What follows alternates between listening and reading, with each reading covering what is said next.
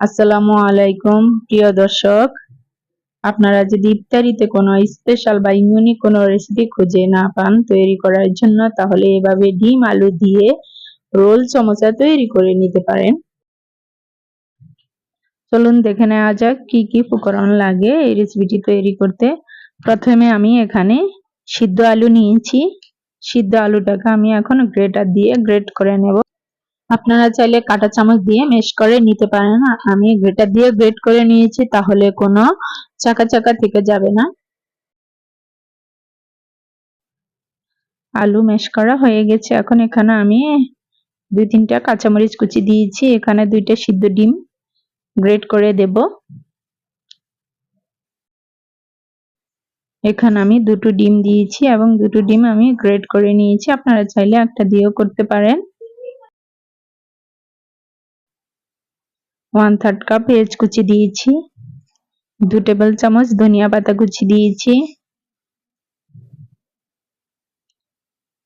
1/3 cup পেঁয়াজ বেরেস্তা দিয়েছি। স্বাদ মতো লবণ আর 1 চা চামচ মরিচ গুঁড়া, 1 চা চামচ ধনিয়া গুঁড়া এবং 1/2 চা চামচ জিরা গুঁড়ো ও 1/2 চা চামচ গরম মশলার গুঁড়া দিয়েছি।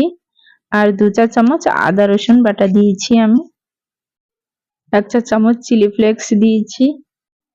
আপনারা আপনাদের পছন্দ অনুযায়ী ঝাল বাড়িয়ে কমিয়ে নিতে পারেন। এখন আমি সব উপকরণ একসাথে মিশিয়ে নেব।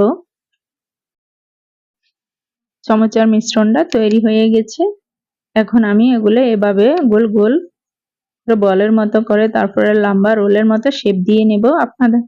আপনাদের পছন্দ অনুযায়ী শেপ দিয়ে নেবেন। দেখুন আমি এভাবে রোলের আকৃতি করে নিয়েছি। এভাবে সবগুলো রোল সমোসা তৈরি করে নেব। ইফতারের জন্য এই ইউনিক রেসিপিটি একবার তৈরি করে দেখতে পারেন। এখন আমি এখানে 1 কাপ ময়দা নিয়েছি। সাথে দিয়ে দিব 1 চা চামচ কালো জিরা, স্বাদ মতো লবণ ও 1.5 টেবিল চামচ তেল দিয়ে এখন আমি উপকরণগুলো মিশিয়ে নেব। মিশিয়ে নেওয়ার পর এখন আমি অল্প অল্প পানি দিয়ে একটা শক্ত ডো তৈরি করে নেব। অল্প অল্প পানি দিয়ে ডো তৈরি করলে ডোটা পারফেক্টলি হয়। দেখুন আমার ডো তৈরি করা হয়ে গেছে। এখন একটা বোর্ডের উপরে রেখে এভাবে একটু মথে নেব।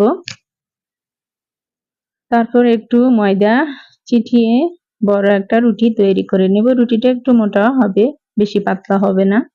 দেখুন আমার রুটিটা তৈরি করা হয়ে গেছে। এখন এরকম একটা বড় কুকি কাটা দিয়ে এভাবে গোল গোল করে কেটে নেব।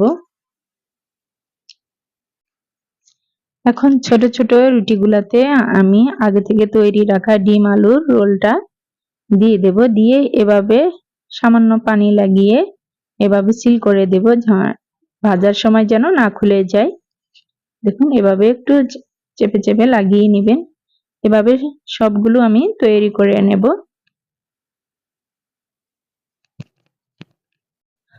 খুব সহজে আপনারা এই ইফতারিটি বাসায় তৈরি করে নিতে পারেন। দেখুন আমার সবগুলো ডিম চামচা রোল তৈরি হয়ে গেছে। এখন আমি ভাজার জন্য কড়াইতে তেল দিয়েছি। তেলটা সামান্য গরম হলে চামচাগুলো দিয়ে দেব। তেলটা বেশি গরম করা যাবে না, তাহলে খুব তাড়াতাড়ি কালার চলে আসবে, ক্রিস্পি হবে না।